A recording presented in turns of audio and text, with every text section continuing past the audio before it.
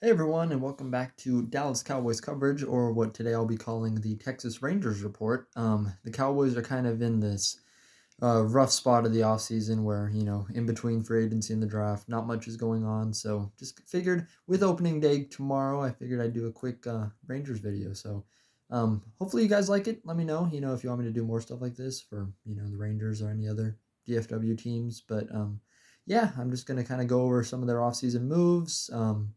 Kind of preview opening day and hope you guys enjoy. So I want to start off just with obviously the Rangers, unlike the Cowboys unfortunately, have won. They've won a World Series. It was an incredible season last year. I mean, um they worked really hard. I give credit to the management, the coaching, the players, everyone really coming together. And even though it was a tough year, there were ups and downs all throughout the season. There were injuries, there were you know, just about everything you can imagine. But this team really came together in the end, and in the end, won a World Series. So really, just an incredible season for them. But this is a team I believe that is not only built, for that one World Series, but I believe that they can keep going, and I believe there's no reason they couldn't go back to back this season. Just because, even though they did lose some players, they also brought in some new guys that are going to be really key. So just going to kind of dive right in. I'm going to start with sort of just I guess I'll start with some of the big free agency additions and losses. Obviously, they didn't spend as big as they did in previous years. Just they didn't really need to, like in the same way they had before. So obviously, the big loss, which is just barely made official, is Jordan Montgomery changing to the enemy. He has signed with the Arizona Diamondbacks. So this one, I think, is unfortunate but expected at this point. It looked like it wasn't going to be in the cards to bring him back at the salary he was wanting, and I would say deserves, because without him, I don't think we win that World Series. He really was a key part. So sad to lose him, but I think this team is equipped even without him. Especially from a pitching standpoint. Once we can kind of get some people back from injuries, I think that's also going to be a key thing. So Jordan Montgomery did sign with the Diamondbacks. Sticking with pitching, the bullpen is kind of an interesting thing just because got brought in some new guys, did lose some other guys. Will Smith went to the Royals, Aroldis Chapman to the Pirates. Those guys had their moments, throughout the year, but overall, I don't think it's like anyone's freaking out over losing them. Will Smith really was very good during the regular season, but really just kind of fell off towards the end. Wasn't really a factor in the playoff push. Chapman, got the job done, at times, but man, he sure made me sweat in those seventh, eighth innings, whenever it was they put him in. Whew, that was a little bit scary. But Josh Sborz and José Leclerc, I think, are your two most important relievers. They are back. So I think that's really big there. So sticking with pitching, I'm just going to kind of go down the line of the rotation and then into the bullpen, how it's looking right now. So your opening day starter tomorrow will be Nathan Eovaldi. He was absolutely amazing. I mentioned, I think, just even though he was obviously incredible during the playoff push, but I think he was really just kind of underrated throughout the regular season as well. If it weren't for the injury that kind of derailed him midway through, he was going to end up being a Cy Young candidate. So I think there's no reason that he can't bounce back this year with a fully healthy regular season and be truly one of the best pitchers in, the division, but even in the American League. Obviously, he was absolutely amazing in the playoffs. Really, again, a huge part of that championship team. So he'll be back. He'll be starting opening day. So Nathan Eovaldi, he's your ace for now. Obviously there's more guys that are going to be coming back, but for now he's the guy, and I'm excited for him. Next is Jon Gray. He'll probably be starting day 2. Also a good player. Had some injury issues as well towards the end, so didn't really have the biggest role in the playoff push, but definitely did have some key um, appearances out of the bullpen. So I think he's another guy who, if he can just kind of stay consistent, will really be a good pitcher for you, especially, just in this early part of the season with all the injuries, everything going on. I think that he'll really be a kind of an X factor, for this pitching staff, just bringing in that consistency. Hopefully he can kind of, be the best he can be, just because throughout his career, I think he's had his ups and downs, but I think with a really good lineup supporting him, he can really be a key player as well. Third's probably going to be either Dane Dunning or Andrew Heaney, whichever order. I'll start with Dane Dunning just because he, I think, was one of the unsung heroes of the, not only the postseason run, but the entirety of last season. He actually won Rangers Pitcher of the Year at their annual awards ceremony, and I think he was really deserving of that just because with so much crazy stuff going on last year, he really was that consistent piece. He really is the guy that stepped up when Jacob deGrom went down early in the season with injury. I think he was he had been a starter, previously before any of these other guys had came in, and he was just kind of moved into that long reliever role, and he really flourished in that role as well. But again, once deGrom went down, he was really the first guy to come in and step up, and he really made a big impact for this team throughout the entirety of the season. I think was one of the most underrated pitchers in the entire league, especially on this team. I really look for him to have another good year, as he just continues to develop. Again, he's on a really, really solid team, has a great defense behind him. I think he'll be a key player. Andrew Heaney is, a little bit different just in terms of he wasn't the most consistent when he was at his best. I mean, we saw him going for 7-8 innings and being incredible. When he was at his worst, he got chased out of the game within the first 3 innings. So it's just kind of a mystery box with Andrew Heaney. He's a different kind of pitcher. He has a different technique than, you usually see. So, yeah, he's kind of, fallen victim to inconsistencies at times. But when he's at his best, again, a very quality pitcher. And so for now, I think he'll be fine. The fifth one is interesting just because I expect that to be Cody Bradford. He also, had his moments last year, but of course is very young. I think ideally I'd like him to kind of be that long reliever role, once we get some other pitchers back. But, for the first couple starts, I think he can be a solid job in that 5 spot. But so that's going to be, those are your first 5 pitchers just for opening week, should I say. But that's not near, the entirety of this pitching staff just because of injuries and all that going on. So I want to start with the most recent signing, and that's Michael Lorenzen. I think really one of the most underrated signings of maybe the entire offseason, especially for this Rangers team. Let's not forget that this guy was an all-star last year. He threw a no-hitter with the Phillies. Aside from that, unfortunately, he kind of was a little bit inconsistent with the Phillies. He wasn't quite as good as he was earlier in the season with the Tigers. But again, coming to a Rangers team that has incredible, hitting, run support, defense, I really think that he'll be able to flourish. So I think this is really a key signing just to kind of bring in some depth, hold this team over, especially until some of the aces come back from their own injuries. So he will start the year on the IL, just as they kind of ramp him up. It's not actually an injury. It's just getting him into game shape. So I think they said it's going to be the 15-day, which is retroactive to like a few days ago. So in a couple weeks, he'll be back. And I really think that he can be a really key player for you. I think he probably, at his best, can probably slot into that second, third spot, probably behind Gray. But yeah, I think that he can really be a key pitcher for you, at least especially for this first half of the season before you get some of your other guys back. The next one I want to mention is Max Scherzer. He's kind of in an interesting spot as well. He underwent an off-season surgery on his back. He had that injury during the World Series. So I think for him, it's just a matter of getting fully healthy. And I don't want to rush him back just because I believe in our other pitchers. And I want him to be able to come back and be the true best version of himself he can be. Because we saw last season, one of the games I went to was probably his best game of the regular season. I mean, he threw, I think it was a full shutout, at least when he was out there. I think he went 7 innings.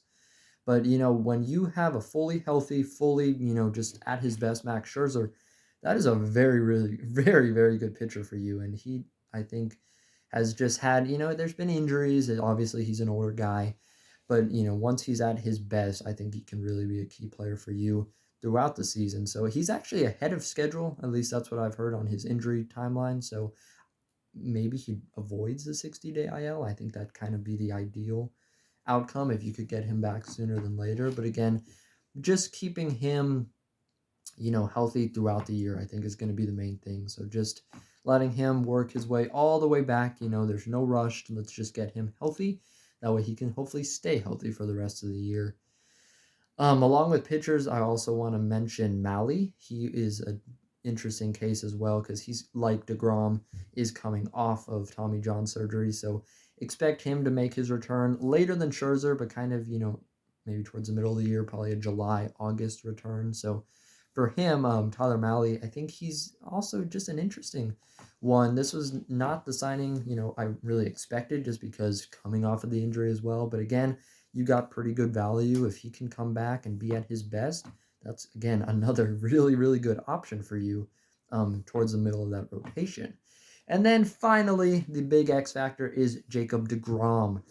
When he is at his best, when he is healthy, he is the best pitcher in this entire league. It's just unfortunately been the case that he hasn't been healthy. I think this is a Hall of Fame type player that has just unfortunately been derailed time and time again by injuries. I believe this is his second Tommy John surgery.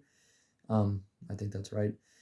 So, it's just going to be a matter of him, even though hasn't been playing for that long compared to some other guys like, say, Scherzer, he is definitely up there in age. He's 35 now. So I think it's just going to be a matter of him, if he can come all the way back and just where he's at. He's done it before. I really think he can do it again. And if he is at his best, especially, I think around the July, August timeline is when he's expected back. I think that's probably a little ambitious. I'd expect it to be closer to August. But, I think more importantly than anything, if you can have him fully healthy for a playoff push, that is going to be absolutely huge. I mean, they did it without him, this past season. But imagine if you could have Jacob deGrom in that lineup for some of those playoff games. Absolute X factor. Again, when he's at his best, there is no one better. So I think, like Scherzer, I just want to make sure he works his way all the way back and that he can stay healthy, not only for the rest of this season, but, for the remainder of his contract. Because the Cowboys, I'm still getting used to it. The Rangers invested a huge, huge amount of money in him, not just, for a year, not just for 2 years, but it was a 5-year contract. They see this guy as a piece of this team, not only this season, but going forward. So I think it's just going to be a matter of, once again, letting him come all the way back from injury so he can really be at his best, not only for this season, but beyond. So he's going to be, I think, a huge X factor for this team. If he can really get back to being himself, especially, for the playoff push, I really think that'd be huge for this team. So there's all your starters. It's a really big group, really. So even though it looks a little bit thin right now, you're going to definitely be getting some reinforcements as we go forward. Now I want to jump into the bullpen, where this is probably maybe the piece that most fans are the most concerned about, just because your bullpen really was pretty rough last season. I give credit to them for getting it together because they were clutch. They were incredible during that playoff run. They really got it done when it mattered. But this is a 162-game season, so we got to hope for some consistency, from beginning to end. So obviously I talked about some of the guys we lost, so I want to start with the long relievers. First is going to be Jake Latz. He came up later in last season, mostly in that long reliever role. Of course, he can be a starter, I think at his full potential, but I think it's just a matter of, you got so many starters right now. If he can just kind of fill in, give you some innings, maybe a spot start here and there if there's some injuries, I think that's what you're looking for there. So he is expected to make the roster. That isn't completely official yet, but that was the report that came out today. Same thing with José Ureña. He's another interesting case just because he was a minor league signing, but he really has had an incredible spring training. He's done a great job. So once again, long reliever role, spot starts if you need them. I really think that can be a key spot for him. So I think, you're pretty set there, especially with Cody Bradford as well. Once you get some starters back, he'll probably move back into that long relief role. So I think you're pretty good there. I think it's kind of the middle of the bullpen that gives me a little bit of concern. Just, being able to fill in those key innings, maybe if a starter has to leave early, those kind of 5th, 6th inning kind of players. And that's where, you have some options. One's going to probably be Brock Burke. He, again, just inconsistent. You just never quite know what you're going to get out of him. Another guy is Yerry Rodriguez. He was up and down from the majors and minors last season. He's another guy who is expected to make the team. So, he's kind of had that closer role in the minor leagues, but he's kind of played all over. He even started a game briefly last season. So once again, just, maybe it's just kind of a matter of what are you going to get from them on any given day, any given appearance. It's just going to be a matter of getting consistency. I don't think you're going to get it from everyone, but if you can just get someone, someone hot, someone doing their thing, at least various points throughout the season, I think that's really going to be big for the bullpen. Some of the new guys that they brought in, Kirby Yates, I think is an interesting one, an older guy, veteran. He's been around, and I think he can really be a key player for you pitching against lefties, because the one kind of concern I have about the pitching staff as a whole is just you don't have a lot of lefty pitchers. So it's kind of a matter of, right-handers being able to pitch well against left-handed batters. So I think Kirby Yates is really an interesting one because he is very good at pitching both against righties and lefties. So if he can kind of find that consistency, again, a guy who's been up and down throughout his career, I think he could potentially be a really big player for you as well. Some other guys who it looks like are just going to miss out on the team, I want to mention them briefly, Grant Anderson and Mark Church. Two guys who I think it was sort of speculated that they would make it, but it's looking like they are going to end up starting on AAA.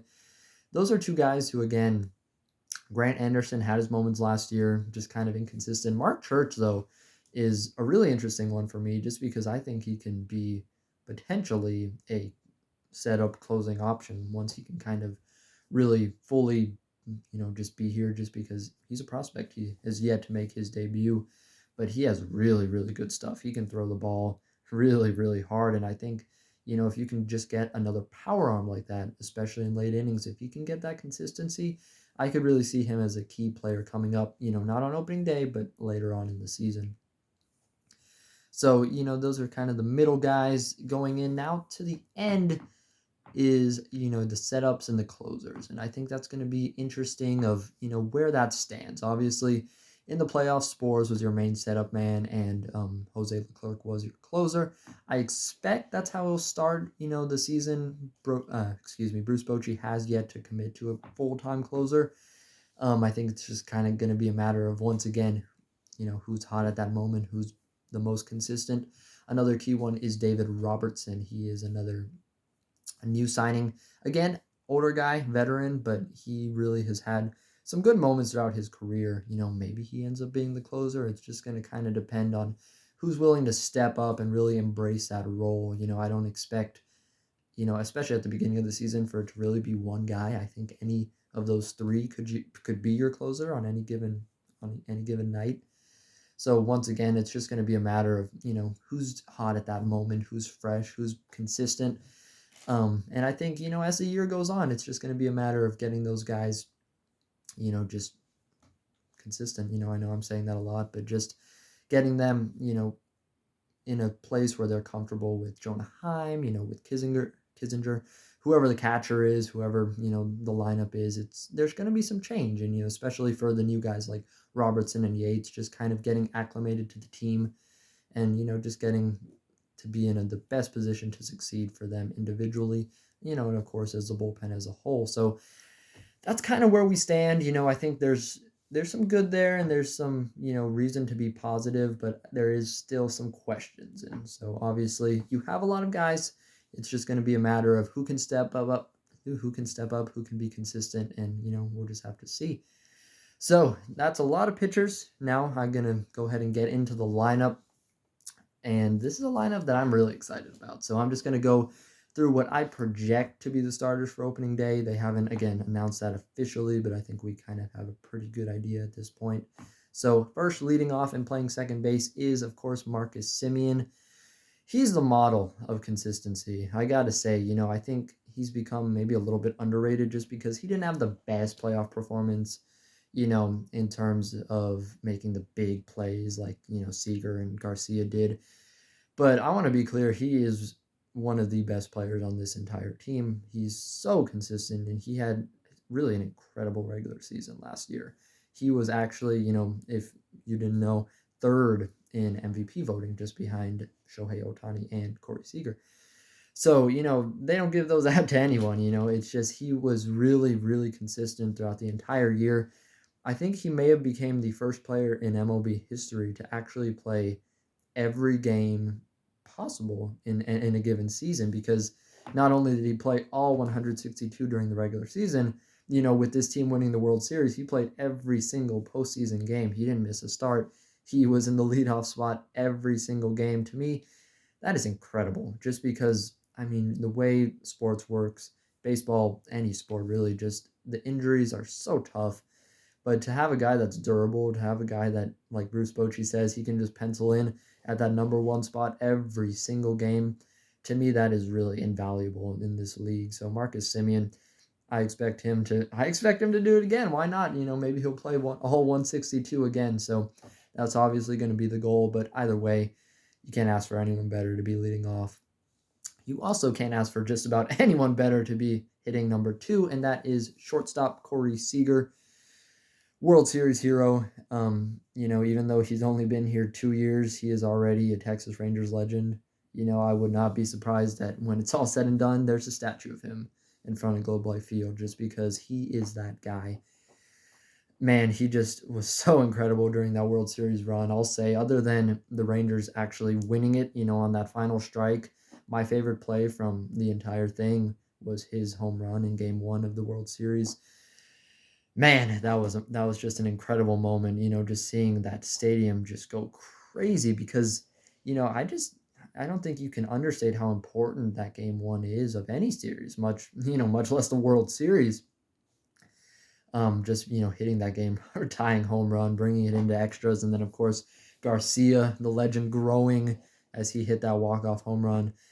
What a game that was. So let me know just real quick, what was your favorite game or your favorite moment from the World Series? There were so many. And of course, the Sborz final strike. But man, those 2 home runs in that Game 1, those were just legendary. And moments I'll never forget, as a Rangers fan.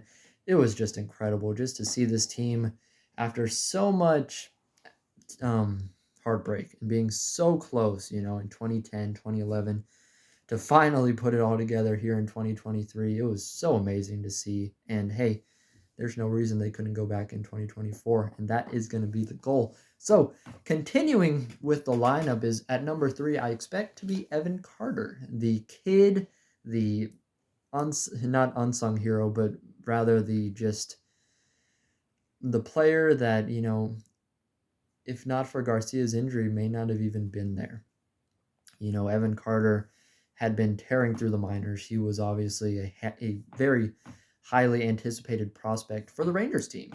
But I want to make it very, I think it's so huge just because this guy was not even a top 500 prospect when the Rangers drafted him a few years ago in the second round.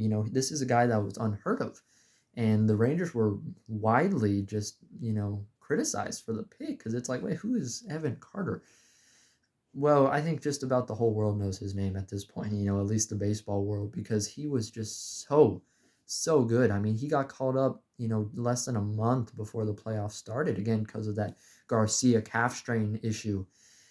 And look what he did, starting at, left field and just batting third. Once it got to the World Series, he was, I think, the youngest player to do that since Derek Jeter, and, some other legendary names to bat that highly.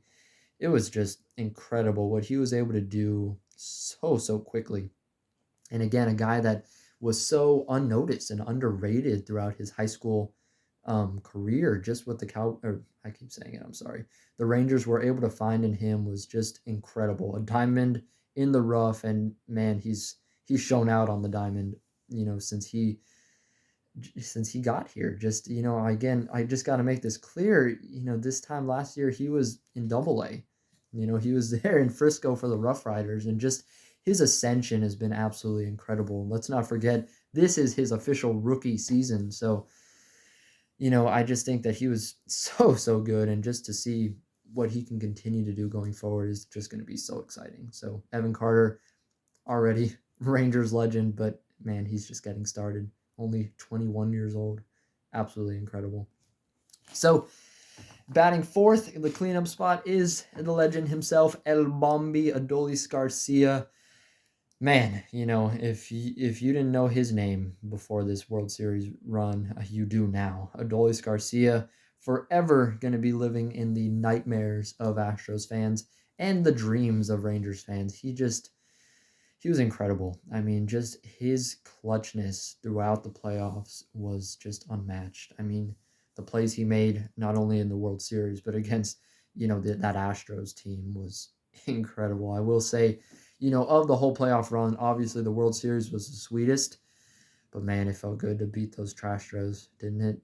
Just especially after they beat us out for the division, hearing Bregman about all of that, what would happen if the Astros didn't win, the division? Well, I don't know, but I think we do know exactly what would happen if the Rangers didn't win the World Series. Yeah, we'll never know. In the words of Corey Seager, this team, was incredible, and Adolis Garcia was just such a huge part of that, from a fielding standpoint as well as obviously a hitting standpoint. The plays he made in right, I think, if he were there in 2011, I think we'd be two-time World Series champions. Sorry, Nelson Cruz, but Adolis Garcia passes you, clears in terms of fielding. I'll never forget, I think this is one moment that could easily be forgotten, but the throw he made from right field to home, getting the guy out during the World Series. I think plays like that were the type of moments throughout the entire playoff run that just, it's easy to overlook them, but were just so huge. And Adolis Garcia, he was constantly making that play, whether it was, that type of outfield play that maybe gets overlooked or, the walk-off home run that wins you the game. Adolis Garcia is truly a jack of all trades, and he's gotten better every single year of his major league career. Again, he's only been up here, just for a few seasons. So obviously he is an older player, but he is, in terms of he came up late, but he is still getting better every single year. And I just look for him to ride that momentum from that playoff run from the World Series into this regular season. And I think he will have his best regular season yet. Adolis Garcia, look out for him. I think, a lot of people are saying like, he's just a October guy, I think he's so much more than that, and I think he's really going to go out and prove it throughout this regular season. So here we go. Batting fifth, I think it could be a number of guys, but I'm going to go with Wyatt Langford. Even though, he may not bat at that high on opening day, I wouldn't mind it. I really think that that's going to end up being his spot as the season goes on. Man, if Evan Carter wasn't impressive enough, Wyatt Langford is incredible. I mean, just to see what he did throughout spring training, but what he did going through the minor leagues as quickly as he did, that is unheard of. If you're not super familiar with how baseball works, it's different in the than the NFL in the sense that your rookies don't usually play the year after they get drafted. Usually, they're going to spend a season, 2, maybe 3, maybe 4 in the minor leagues. Obviously, someone drafted as high as Langford usually doesn't take as long, but usually it takes a year or 2. I mean, if you look at, say, Jackson Holiday, he was the number 1 pick a couple years ago, and he still hasn't reached the majors. Nothing against him. That's just usually the way it works. But Wyatt Langford, I mean, he just tore through the minor league system. Again, if you're unfamiliar, he started in the complex league, rookie ball. He got out of there. He skipped low A, the Wood Ducks. He went straight to Hickory in high A. He was, in and out of there pretty quick.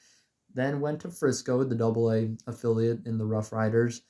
Again, was not there for very long, and then briefly at the end of the year, he was with the Express in Round Rock. So yeah, I mean, this was in the matter of just a few months. Remember, he was drafted in July, and he just did that, just through August, September. That was basically it. I think that season ended at the very beginning of October. So in 3 months, he went through the entirety of the minor leagues. I mean, for some prospects, that takes 3 years, if not more. Just what he did so soon is just absolutely incredible and really unheard of at this level. So Wyatt Langford, man, he's exciting because just his raw power is incredible. I mean, he's getting comparisons to Mike Trout.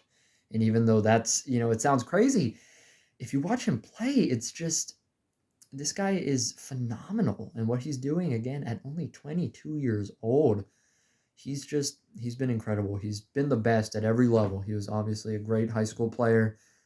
He was incredible at the University of Florida, and he's prepared, so quickly. He is major league ready. To me, it would have been a travesty to not call him up for opening day. I mean, I'm so glad they did, and I just cannot wait to see what he does this year. Both him and Evan Carter, I am fully confident that they will be the winner and the runner-up for AL Rookie of the Year. To me, it's them and it's the rest. There's some great prospects, don't get me wrong, but those two are incredible. I mean, they are 1A and 1B. So let me know your prediction. Who is going to be AL Rookie of the Year?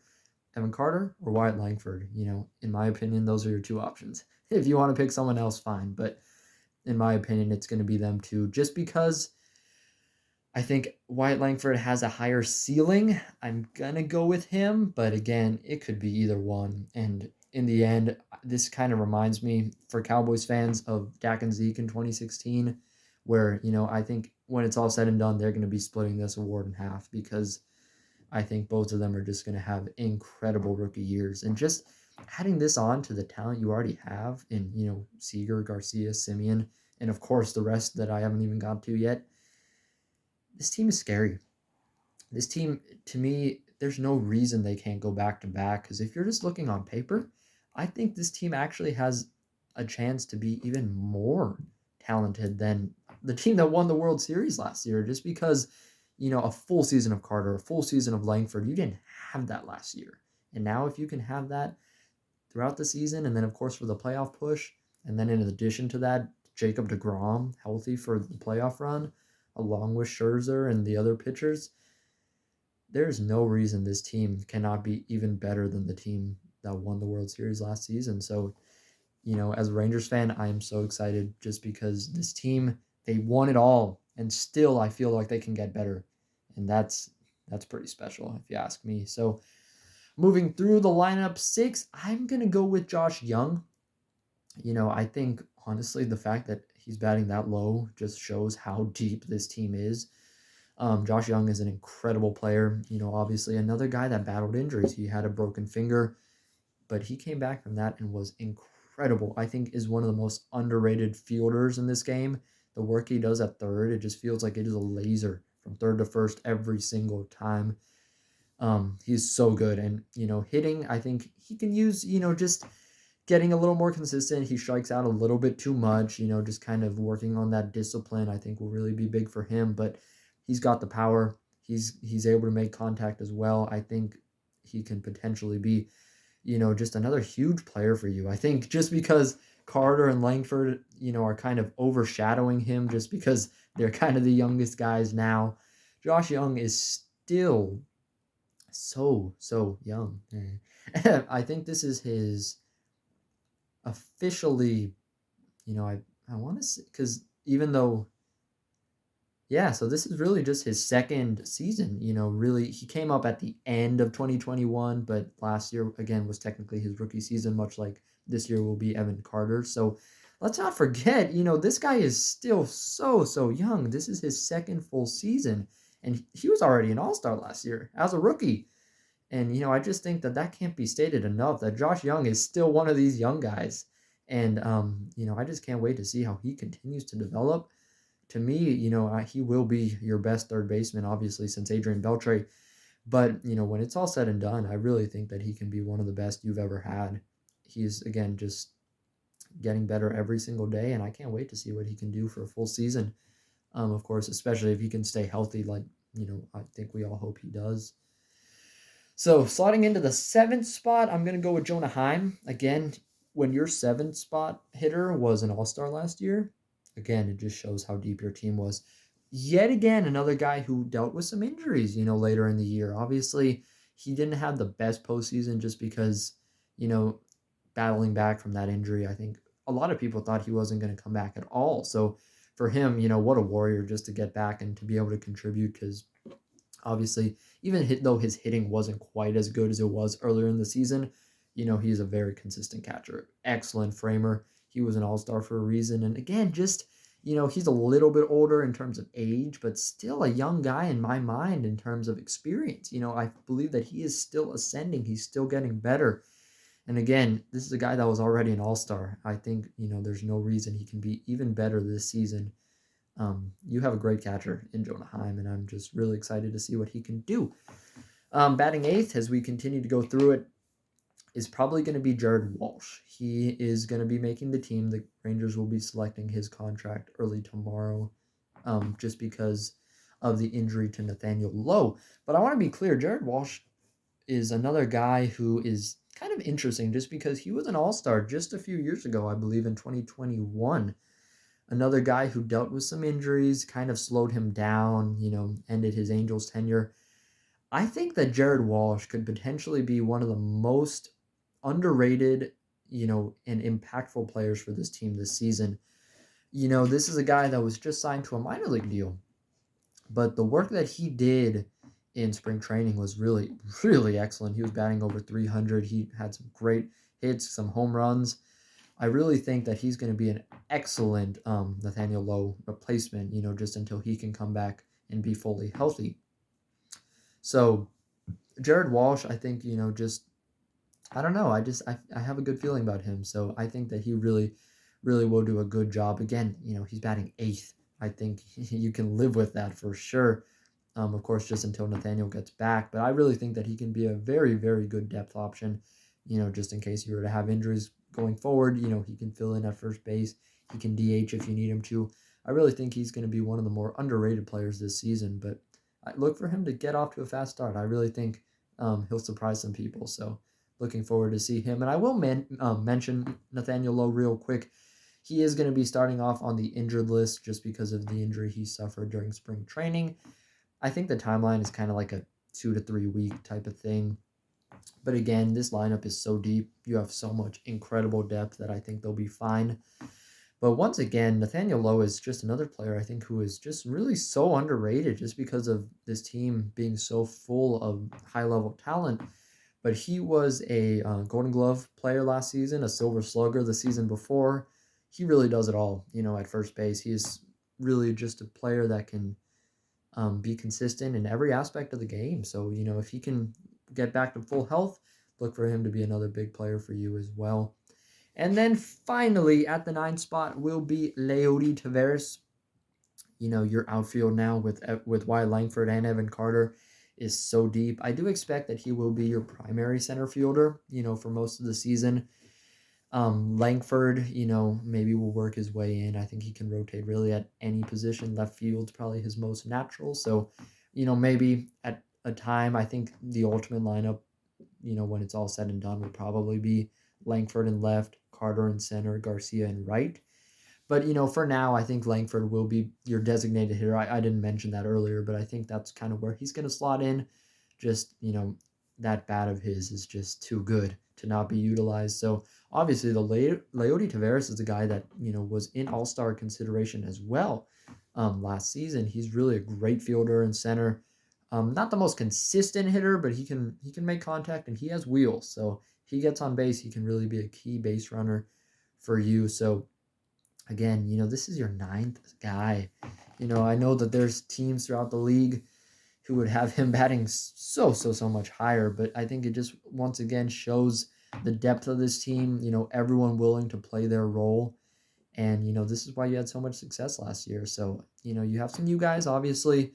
Mitch Garver is a tough one to lose, but, with Wyatt Langford filling in at that DH spot, I really think this team will be just fine. So that is about it. I do want to mention some of the bench players real quick. Ezequiel Duran, I think, is another guy that is so underrated just because I know I keep saying underrated, but it's the truth. You just have so much depth on this team. It's incredible. Obviously, naturally a middle infielder. He can play some left field if he needs to, but Duran was another guy, last season, whether he was DHing, filling in for Seager, he was really key when Seager went down, but he can play basically every infield position along with some outfield as well. He's the ultimate utility player. And again, a guy that was in all-star consideration last season. He was never quite going to make it just because of he wasn't a full-time starter, but he was in that conversation. He was really playing that well for the first half.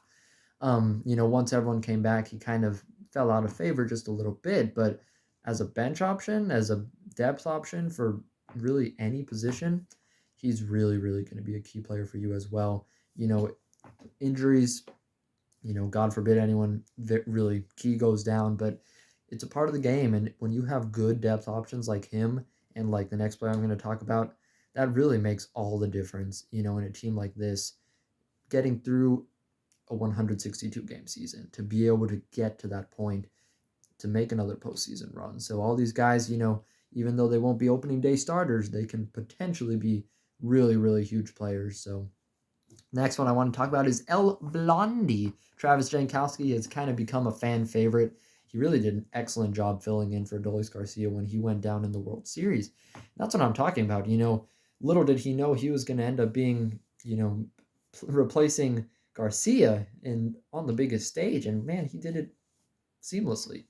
So another guy with wheels. I think he's going to be a key pinch hitter for you late in games, and once again, utility outfielder. He can play all three positions if you need him to. That's just another guy that you love to have in your clubhouse. So that's about it. This video is a lot longer than I meant it to be, but I'm excited. I hope you guys are too. Obviously, let me know if you enjoyed this video. I know this is the first time I've done this, so it probably you guys maybe had to bear with me a little bit. But I'll keep working on it for sure. If you guys like videos like this, let me know and I can do some more. Maybe even start a channel just for this if you guys really like them. So thanks again for watching, and just I'm so excited, just for this season. I wish I could be more excited about the Cowboys, but hey, we have two teams in Arlington, and I'm really, really, really excited to see what the Rangers can do this season. To me, there's no reason they can't run back. So once again, thanks again for watching. Feel free to like the video, subscribe if you enjoyed and you want to see some more. Obviously, Cowboys coverage is my normal thing, but if you guys want to see more Rangers, if you want to see Mavs, Stars, whatever it is, just let me know, and I'd be happy to make a vid. So thanks again for watching. I will see you guys next time, and go Rangers.